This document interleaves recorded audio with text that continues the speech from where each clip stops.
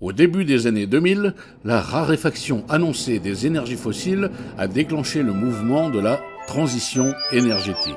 Les premières réponses, techniciennes et sectorisées, ont tout d'abord fait craindre la banalisation de paysages hérissés d'éoliennes, constellés de panneaux photovoltaïques et aux rivières entravées de turbines. Mais pour dépasser cette approche simpliste et tenter d'œuvrer à une transition harmonieuse, l'équipe de recherche a situé la réflexion au niveau de l'aménagement du territoire, plus particulièrement en zone rurale, et en imaginant, en amont des solutions techniques, une réorganisation des modes de vie. Le territoire du parc naturel régional du Livradois-Forez est le terrain de cette recherche, la ville d'Ambert, le lieu de l'action et des projets. Depuis 2012, plusieurs promotions d'étudiants de master des écoles d'architecture de Grenoble, Lyon et Saint-Étienne sont venus enquêter sur le terrain avant d'élaborer des dizaines de projets concernant le bâti, l'espace public ou agricole du secteur. Une matière libre et créative dont s'est inspirée l'équipe de recherche pour formuler les principes fondateurs d'un écosystème énergétique plus vertueux. Le 7 mai 2015, ces idées sont soumises aux élus, techniciens et habitants d'Ambert lors d'une journée de présentation et d'échange. Un parcours exposition dans la ville, suivi d'un forum d'échange pour débattre sur place des différentes stratégies, de pointer les possibles, les limites, les enthousiasmes et les doutes. Le point de départ, c'est effectivement cette idée qu'à terme, on va devoir changer notre système énergétique. Et de voir comment l'énergie, l'évolution du système énergétique peut aussi être accompagnée d'évolutions dans les modes d'alimentation, dans l'agriculture, dans l'économie, dans c'est ce qui fait la richesse d'une communauté. 6 points stratégiques, lieux emblématiques de la ville d'Ambert, sont successivement arpentés, observés, analysés par les visiteurs, puis mis en projet par des hypothèses d'aménagement développées par les étudiants et l'équipe de recherche. Le premier projet s'intéresse à la question de l'agriculture en ville, de l'agriculture urbaine. Donc il proposait d'investir ce site en créant des logements, mais des logements collectifs qui seraient concentrés sur la bordure pour recréer un front bâti sur l'avenue et garder tout le cœur de ce terrain pour y faire du maraîchage. Et ce projet ne s'intéressait pas seulement au bâti et à l'aménagement de cet îlot, mais aussi imaginer de créer une pépinière d'entreprise pour faciliter l'installation de jeunes agriculteurs qui souhaiteraient s'implanter dans la région.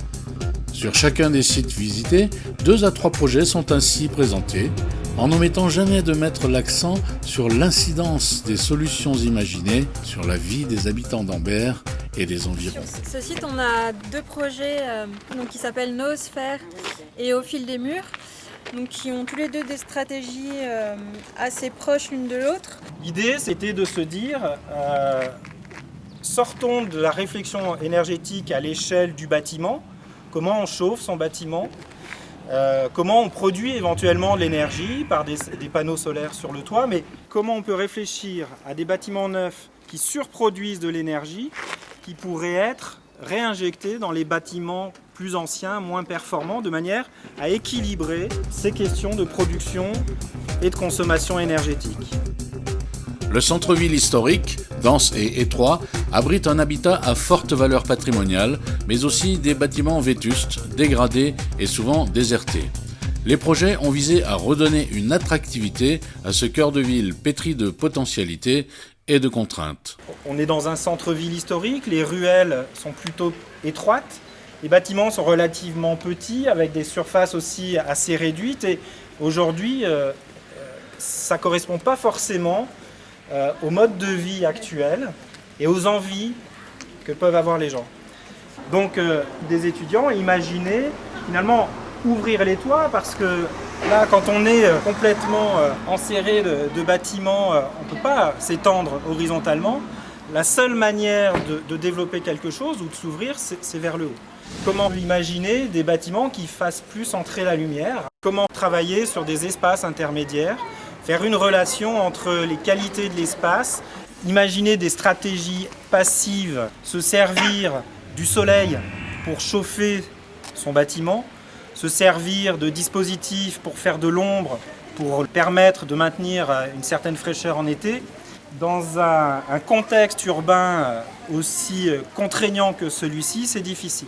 En fait, rendre attractif le centre-bourg ou les logements qui sont dans la ville, quel est l'intérêt? C'est pour que, plutôt que de laisser tous ces logements vacants, ils soient de nouveau réinvestis par des habitants qui viendraient s'installer là, au lieu de construire une maison dans un lotissement à l'écart du centre-ville et qui du coup auraient besoin de leur voiture pour emmener les enfants à l'école, aller faire leurs courses, alors que s'ils habitaient le centre-bourg, ils feraient tous ces déplacements à pied ou à vélo. Le parcours se poursuit dans les ruelles du centre-bourg jusqu'à la fameuse mairie ronde.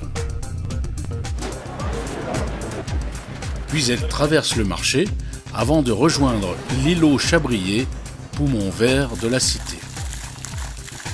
Il y sera évoqué et commenté de nouveaux projets d'aménagement, à commencer par celui du jardin lui-même, plus particulièrement au niveau de son pourtour et de ses accès.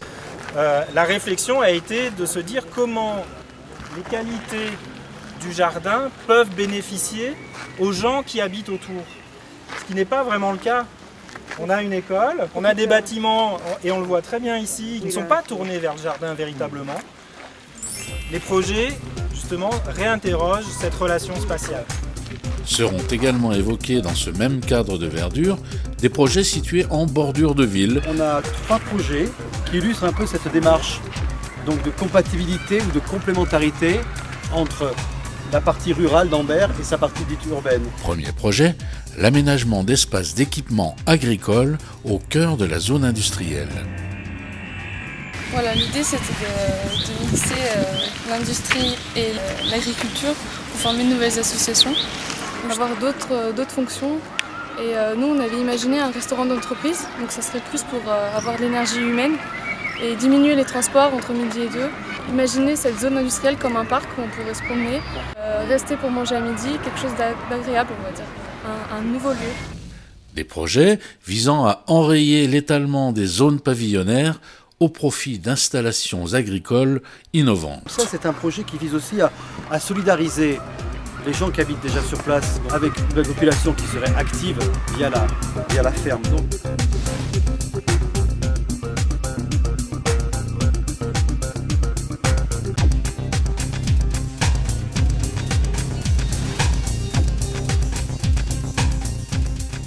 notre projet de recherche vise à trouver ce qu'on appelle de nouveaux écosystèmes énergétiques à l'échelle territoriale. C'est-à-dire voir comment, au fond, en travaillant différentes thématiques comme ça, on peut reconsidérer l'établissement humain dans son territoire à partir de nouveaux écosystèmes qui parlent aussi de mobilité, de nourriture, d'alimentation, d'énergie bien sûr, mais tout ça finalement est associé. Dernière étape du parcours, le Forum citoyen. Élus, techniciens, économistes, architectes, associations et simples citoyens reviennent sur les hypothèses et projets d'aménagement avant de prolonger la réflexion de leurs propres impressions et suggestions. Et en fait, il y a la proposition du bioclimatique et du bioclimatique en réhabilitation. Là, on a une piste de réflexion et je pense que beaucoup de projets qui ont été évoqués cet après-midi intègrent cette dimension-là. Donc, notre économiste nous présente un bilan dans lequel l'unité de mesure est le kilowatt ou le kilowattheure. Notre instrument de mesure ou notre unité de mesure, ce n'est pas le kilowattheure, c'est l'habitabilité.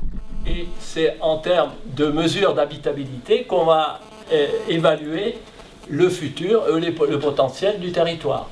Le problème, c'est comment on va le mesurer. Ça se mesure moins facilement que des kilowattheures. Il faut inventer de nouvelles formes d'économie locale. C'est un grand défi aujourd'hui.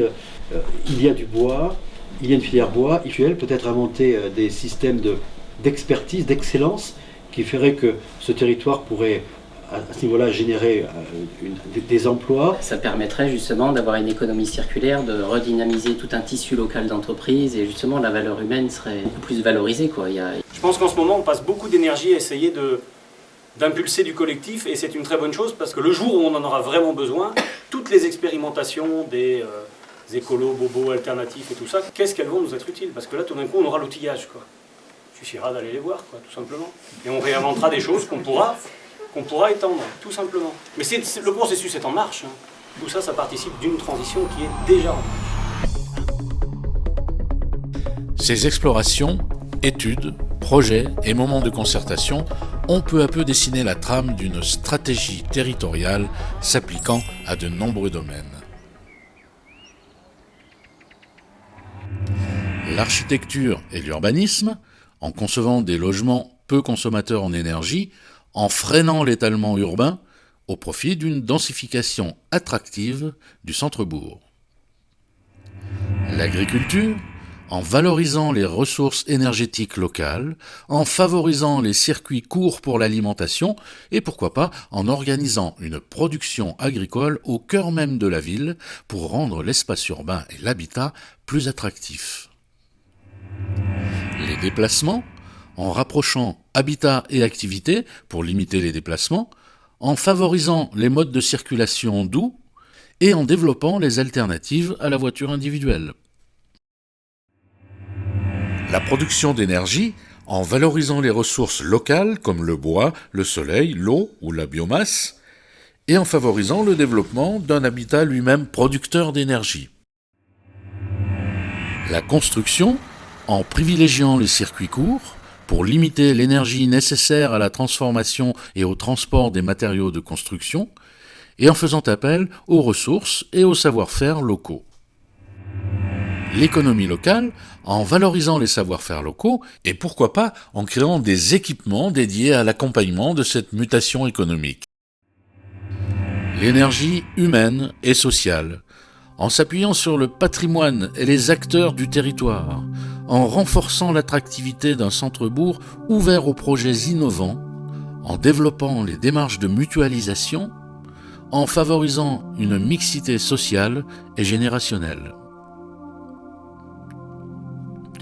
C'est la combinaison de ces projets, leur mise en place progressive et simultanée qui peut alors composer les bases d'un écosystème énergétique territorial propice à une transition effective et durable.